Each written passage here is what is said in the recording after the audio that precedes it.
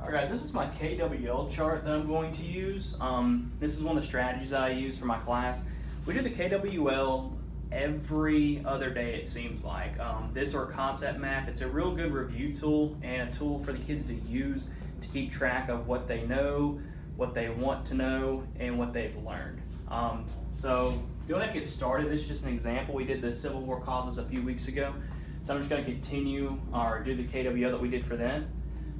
So KWL, it's, in case we didn't know already, it's what you know, what you want to know, and then what you learn. Sorry about that. Okay, so going into it, all right, we know at this point in the chapter we're going over the Civil War, and this one exactly is going over the causes. So we already went over the main causes. So the kids will come to class and I'll ask them, everybody, what were the main causes of the Civil War? They're going to say stuff like sectionalism. I'll abbreviate. They're going to say like the election of Abraham Lincoln. Alright, I'll abbreviate for that as well, save some time. Alright, and they're going to say other things as well. They could say a majority of things. The main thing I'm going to be looking for is the four main causes, which would be sectionalism. You had a different type of views for our political views and things like that. But they're also going to talk about what they want to know as well. We're going to talk about things at the time in the United States that were going on, all the different issues. One of the things that they're going to go off, and one popular thing is they want to know is simply, who's got advantages, who's got the advantage. And they're going to want to know disadvantages as well.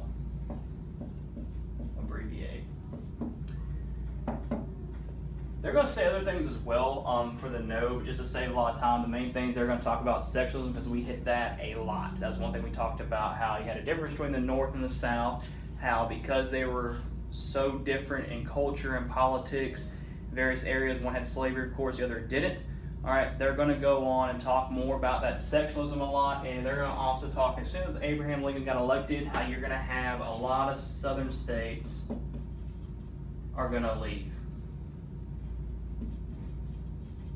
They're going to leave the Union because they know their political voice isn't being heard. Because no other southern state, they're going to say as well, did not vote for Lincoln, therefore they're going to leave, and they're going to form their own nation, and then from there we're going to have the Civil War because the Union's going to come after them. So on the what to know, what they want to know is they want to know the advantages, they're going to want to know disadvantages. All right, they're also going to want to know what each side had to offer. All right, they're going to want to know which side had the better alternative to win. They're also going to want to know in this one is they're going to make a prediction over who's going to win and what's going to happen. Now the time frame they're working with here is 1861 through 1863. So they're really going over to the beginning of the war until Gettysburg.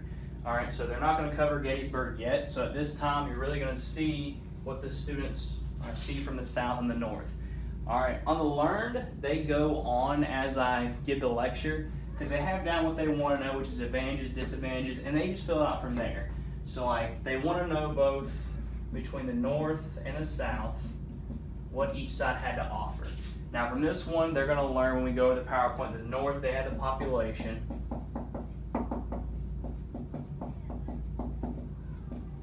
The South mainly just had, at the time, cotton. But they also were fighting on their home stands. They're fighting on, they got the home field advantage. And they had a lot of motivated soldiers.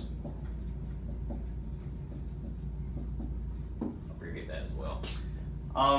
They're also going to talk, they're going to find out the North is going to have the industrialization. In the South, they're not going to have it. And they just kind of go on from what they want to know and just answer what they've learned from here. Now, it could be something they didn't have on their want to know, something they didn't know before. That's why I let them know. Anything you guys didn't know prior that really sticks out to you, make a note of it under what you've learned. That way, when we come back the next day, they can go for it from here, which is pretty cool. I found this is a very popular tool that's used. It's very easy to do, and for the kids, it makes it a lot easier for them as well because of the fact that they can actually pertain information. We've got this to where we've used this to review for tests because each kid has something different, it seems like, under learn and want to know.